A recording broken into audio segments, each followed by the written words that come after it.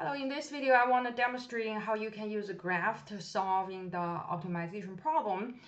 Keep in mind, in order to use a graph to solve the optimization problem, and your constraint has to have some kind of linear relationship. Okay, so therefore, if you have nonlinear constraint, you are not able to use the graphical method to solve it.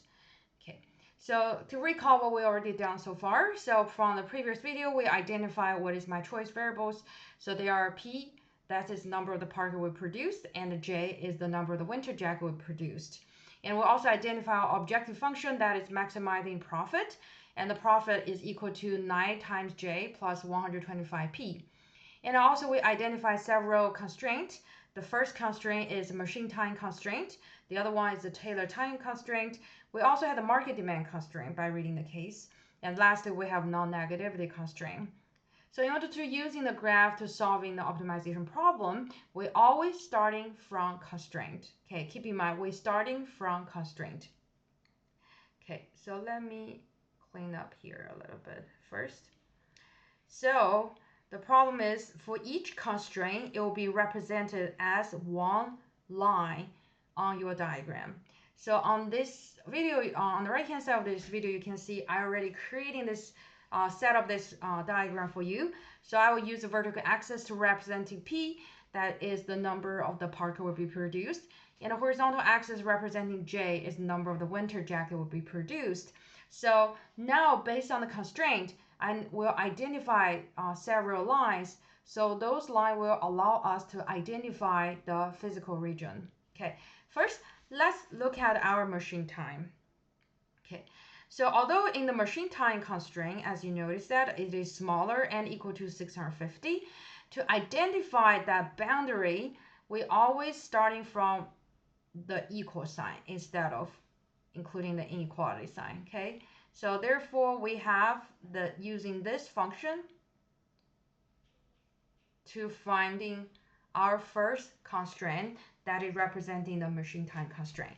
So as you learn the geometry, that in order to finding a line meeting the equation, you just need to identify two dots on this line, so that once you connecting these two dots, that will give you the straight line, right? So how can we finding these two dots very easily? So what I recommend to you is to assume one of your decision variable equal to 0 and then solving the other one. So for instance, like this case, right?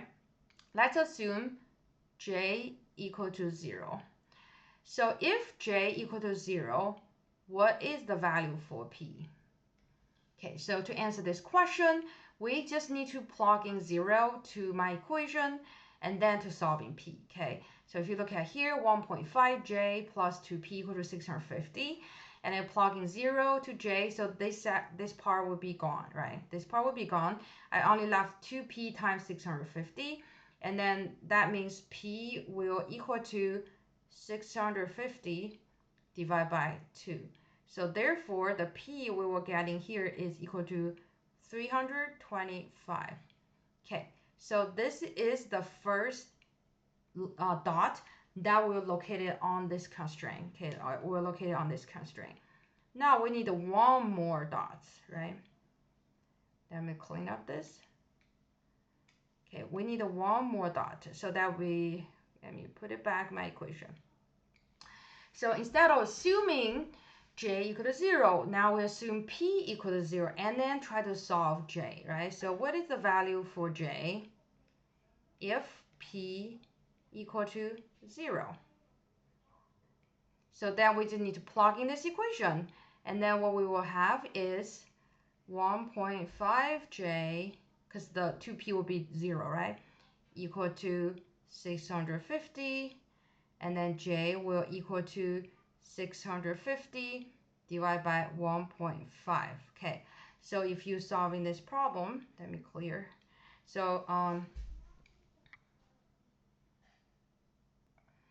if I use 650 divided by 1.5, and I got 433.33. So therefore, what I'm having here is 433. Okay, so now I am able to finding two dots, And then if I connecting these two dots, that will give me the first constraint representing the machine time. So then after that, what I'm gonna do is I'm going to, on my diagram, okay, so here, make sure I was able to identify.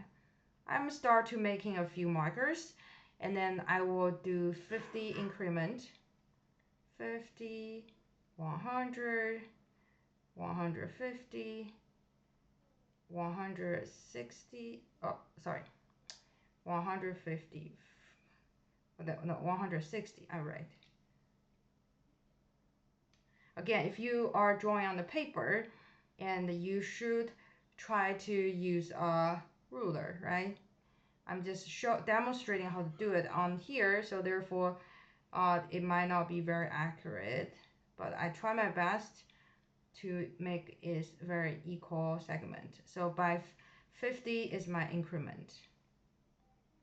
455, we keep going, 500, okay? And then after that, I will do the same thing here. I will do 50 as my increment, 50, 100, 150, 200, 250, 300, 350, 400, okay, 450. Okay, so now let me identify the dots we are looking for so that we can connect them to getting our first constraint related to the machine time. So the first dot is when j equal to 0, p equal to 325. So let's find it. So when j equal to 0, that means j will be here, right? J is 0. However, in that dots, the p equal to 325. So I need to find 325. Okay, let me use different color, okay? Okay, 325 would be here, right? 325, so this is my first dot. And the second dot is at when p equal to 0, okay? P equal to 0, so shrinking down to here, p equal to 0, but j equal to 433. Am I going to here? 433, so it's about here. Okay, once you've done that, like I said, if you draw on a piece of paper, make sure you use a ruler. So then you're connecting those dots. Forgive my, oh, perfect. So this computer helped me to correct it.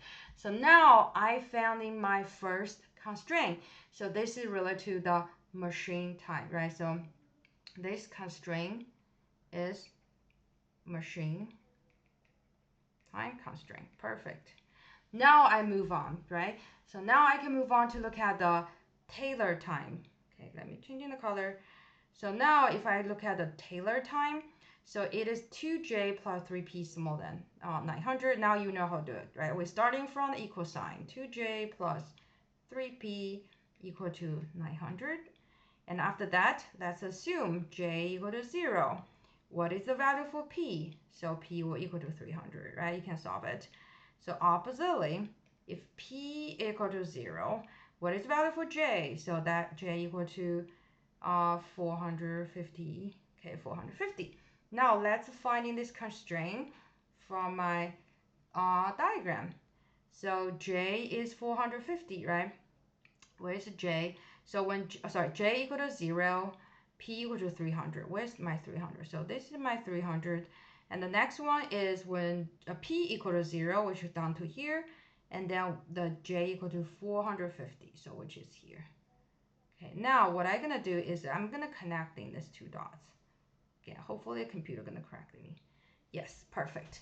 So now I got in my second line here. We're gonna call this line is my Taylor time constraint, right? Perfect. Now we're gonna move on. The next is the market demand.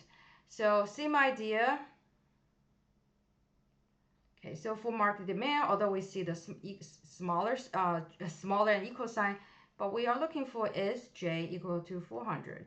The other one is p equal to 150. Okay, so when j equal to 400, that means we just need to look for when j equal to 400, which is here. And what I'm gonna do is I just need to creating a vertical line. Okay, so that is when j equal to 400. Okay, let me just call this one out. So this is j equal to 400.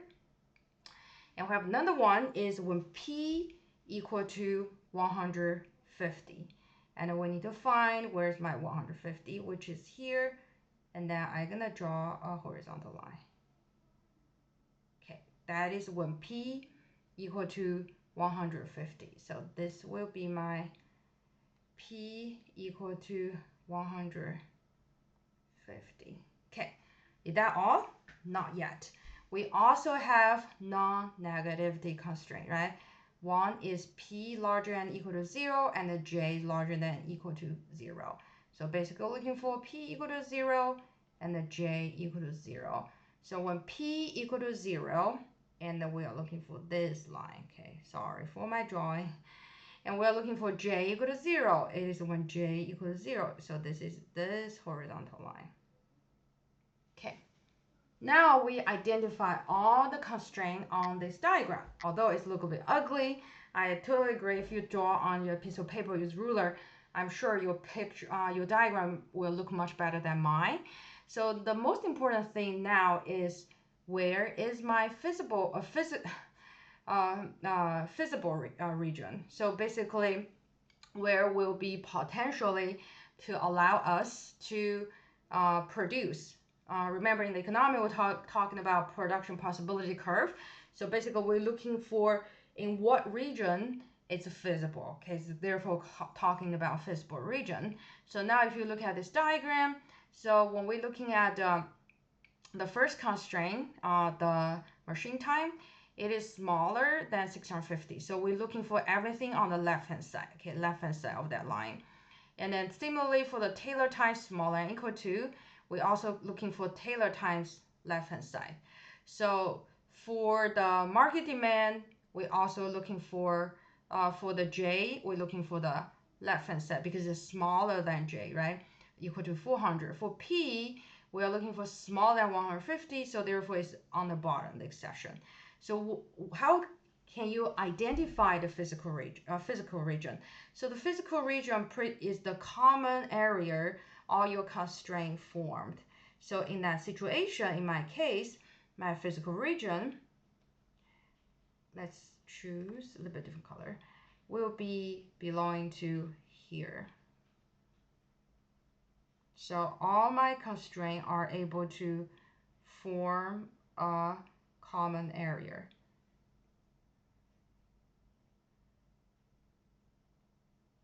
So these are my physical region. Sorry, feasible region. Okay, perfect. Now, like you noticed that you identify the physical region, but the next question is, what actually gonna be the optimal output, and how do you able to figure out? So in order to figure out what is your optimal production in terms of the Parker and winter jacket, and we have to go back to look at my profit, right? So this is the profit. We are looking for the point that allow us to maximize this profit. And then the question is, how can we find it? So in order to find the combination of the number of the Parker and the number of the winter jacket that allows you to achieve the profit maximization, the most important thing when you see this diagram is to identify the intersection point. Okay, let me call out my intersection point here. So how many intersection points I have in this specific example? I have one here, I have one here, I have one here, I have one here, and I have one here, and I also have one here. So I totally have 1, 2, 3, 4, 5, 6. So I have this 6 pointing in for this physical region. So what I will do is I need to identify the actual value for those points, and then plug into my profit function to see which point actually allow us to get the highest profit. So why is that? So the main reason is that for my profit line, actually it's gonna be a straight line. So this straight line will be going through this way, okay? Will be going through this way. And then it definitely can go further, but as we know, anything outside physical area, that means the company cannot produce because the constraints. So anything within the physical area, that means if they push further, we are able to achieve higher profit. So therefore, it's end up like, okay, we just need to test out my pointing areas in my physical region. So which one actually allow us to achieve the highest profit? Okay, remember, when you're using the graphing method, draw the constraint, identify the physical area, and then identify for this physical area, where is the pointing area, or where's the corner. So once you're finding those corner point, and then you plug in the corner point's value to the profit, and to see which one give you the highest profit. Okay, highest profit.